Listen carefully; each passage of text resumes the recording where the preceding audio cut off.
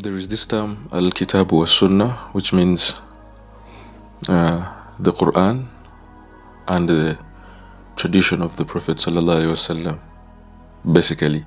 And when it comes to sunnah, the way of the Prophet sallallahu alaihi wasallam, the tradition of the Prophet sallallahu alaihi wasallam, we approach the sunnah as a set of rules that we are supposed to be following as Muslims wherever we shall be on earth.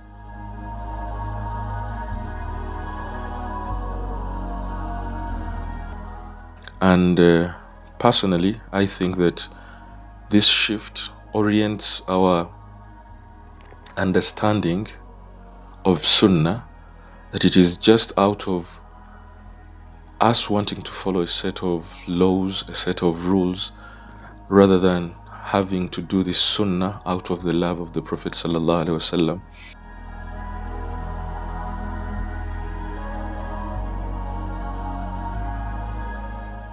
To us, Sunnah is do's and don'ts. And really, when the Prophet sallallahu alaihi wasallam says, we are not going to be believers until we love him more than our parents, more than our children, and more than anyone else on earth, it is really disturbing, because aren't we confusing following him with loving him? Are we doing this sunnah because we really love him, or we are doing the sunnah because we don't want to fall out of the bracket of what the laws say and what the rules are saying?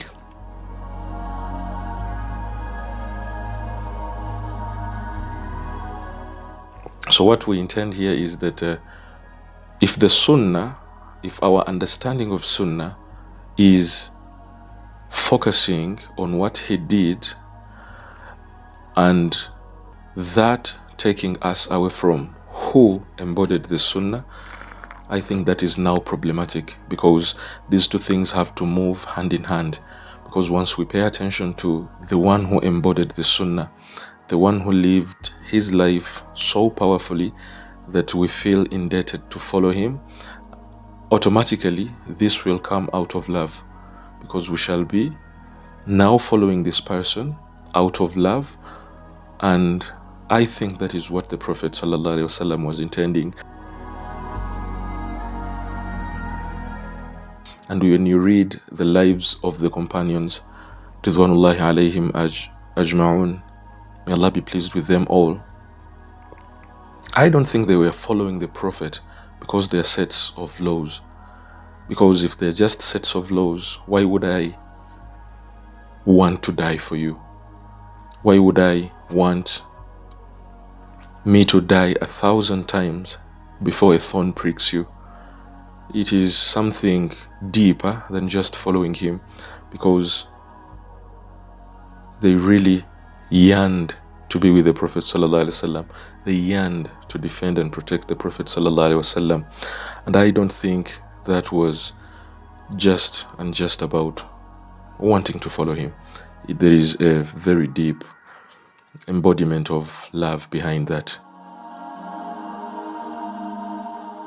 So the purpose of this series, inshallah, is about how do we reorient our priorities from understanding his sunnah first to loving the one who embodied the sunnah. So once we love the Prophet sallallahu alaihi wasallam, we shall automatically feel the urge to follow him. And by doing that, the very sunnah that we are doing out of following stops becoming just a ritual, and now it is a relationship you are having with the Prophet sallallahu alaihi wasallam.